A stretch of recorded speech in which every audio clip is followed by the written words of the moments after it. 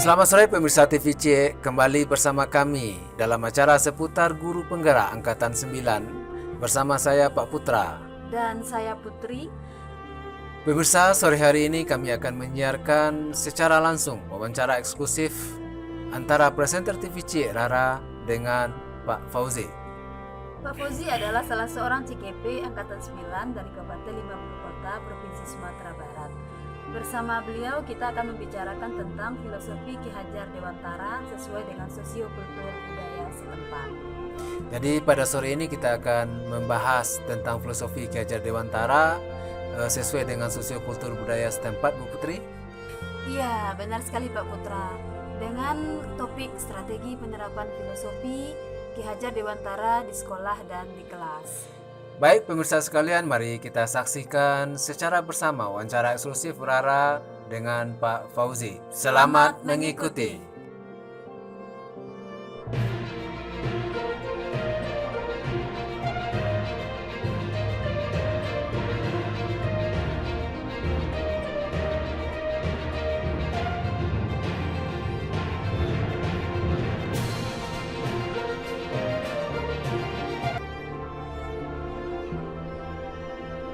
Terima kasih Bu Putri dan Pak Putra. Bapak Ibu guru hebat, bersama kita telah hadir Bapak Ahmad Fauzi. Beliau adalah calon guru penggerak Angkatan 9 yang berasal dari Kabupaten 50 Kota, Provinsi Sumatera Barat.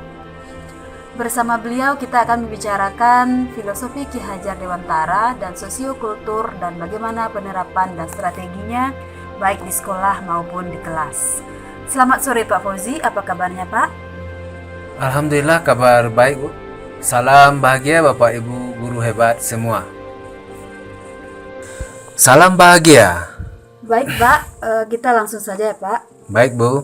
Pertama sekali mungkin masih ada di antara Bapak Ibu guru hebat kita di sini yang belum memahami tentang filosofi Ki Hajar Dewantara dan kaitannya dengan sosiokultur budaya Pak. Oleh karena itu, mohon Bapak menjelaskan ilustrasi tentang pemikiran Ki Hajar Dewantara secara gamblang dan mudah dipahami. Terima kasih Bu. Baik Bapak Ibu guru hebat, sebagaimana yang kami ketahui bahwa Ki Hajar Dewantara adalah pejuang kemerdekaan, pejuang pendidikan dan pejuang kebudayaan atau disebut Tritunggal. Menurut Ki Hajar Dewantara, kita saat sekarang berada pada zaman akulturasi atau pertukaran budaya dengan dunia barat, di mana sifat pokok dari tiap-tiap kebudayaan adalah universal yang boleh dianggap sebagai pemberian Tuhan Yang Maha Esa kepada makhluk manusia untuk mempertinggi hidup dan penghidupannya. Oleh karena itu, pelajarilah hidup kejiwaan rakyat kita dengan adat istiadatnya, karena bagi kita adat istiadat itu merupakan petunjuk-petunjuk yang berharga dalam pendidikan. Ki Hajar Dewantara memberikan istilah yaitu kodrat alam dan kodrat zaman. Sifat dan bentuk dipengaruhi kodrat alam, sedangkan isi dan irama dipengaruhi oleh kodrat zaman. Keempat bentuk tersebut perlu dipakai untuk mendapatkan nilai yang lengkap dan benar. Nah, di mana menurut Ki Hajar Dewantara kodrat alam dipengaruhi oleh bentuk kebudayaan, di mana sifat pokok kebudayaan itu adalah pemberian dari Yang Maha Kuasa untuk mempertinggi hidup dan kehidupan masyarakat. Karena kebudayaan adalah anugerah dari Yang Maha Kuasa yang sesuai dengan kodrat alam dan kodrat zaman atau masyarakat yang menepati zaman itu, maka kebudayaan adalah alat pendidikan yang terbaik yang dapat digunakan untuk mempertinggi hidup dan kehidupan masyarakat sesuai dengan zamannya. Sangat bagus sekali ilustrasinya Pak. Nah, sekarang bagaimana cara penerapannya Pak di sekolah? Karena kebudayaan sebagai alat pendidikan, maka strategi penggunaannya dalam memperbaiki karakter peserta didik, yaitu pertama tentu pihak sekolah mengidentifikasi masalah yang ada yang berkaitan dengan karakter peserta didik. Nah, langkah selanjutnya itu membenahi masalah dengan cara mencari akar masalah, mengidentifikasi kekuatan sosiokultur daerah di mana peserta didik berada.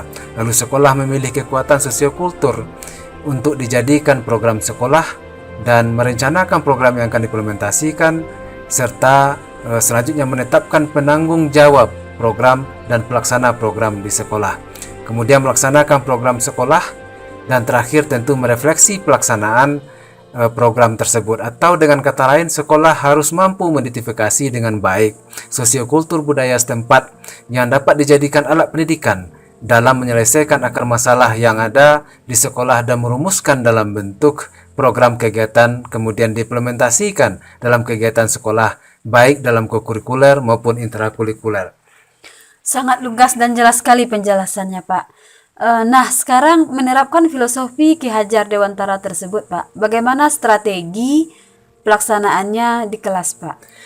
Ya, hampir sama di kelas kita dapat menerapkan strategi berikut. Yang pertama tentu berdasarkan program yang telah ditetapkan oleh sekolah, maka pendidik merumuskan capaian minimal program, membuat modul program yang terdiri dari tujuan program, dan apa-apa saja aktivitas yang dilakukan selama melaksanakan program tersebut. Nah, kepada peserta didik selanjutnya melaksanakan setiap aktivitas program yang telah direncanakan dan memonitor pelaksanaannya, terakhir melakukan refleksi dan evaluasi dan tindak lanjut. Apa saja kendala yang Bapak hadapi dalam menerapkan filosofi Ki Hajar Dewantara ini, Pak? Baik di sekolah maupun di kelas. Kendala yang dihadapi di sekolah yaitu di tahap awal sekolah akan mengalami kendala dalam mengumpulkan berbagai macam kebudayaan setempat yang dapat dijadikan sebagai alat pendidikan dalam menyelesaikan akar masalah.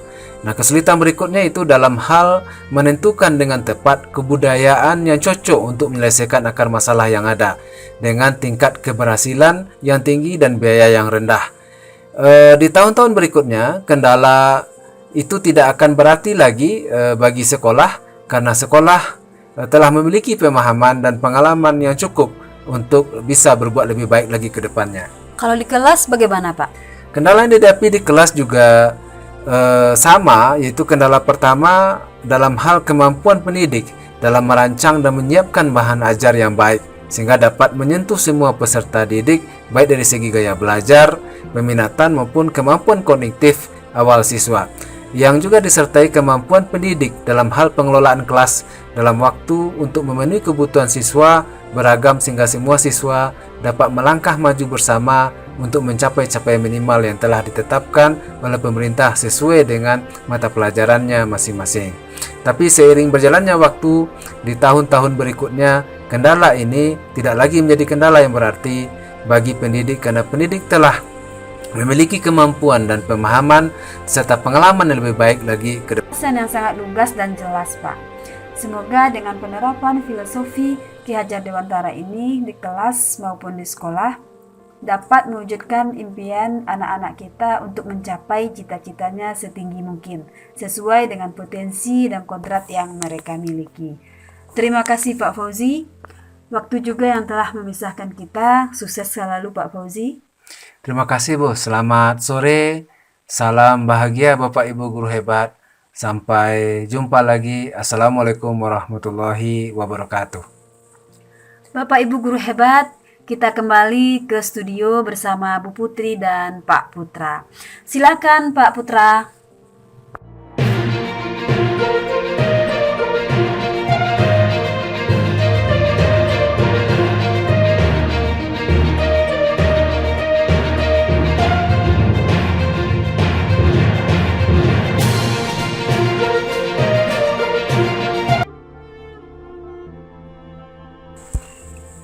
Terima kasih Rara. Dengan berakhirnya wawancara eksklusif tadi, maka seputar guru penggerak angkatan 9 untuk hari ini sampai di sini. Sampai jumpa lagi di jam yang sama setiap harinya. Selamat sore. Assalamualaikum warahmatullahi wabarakatuh.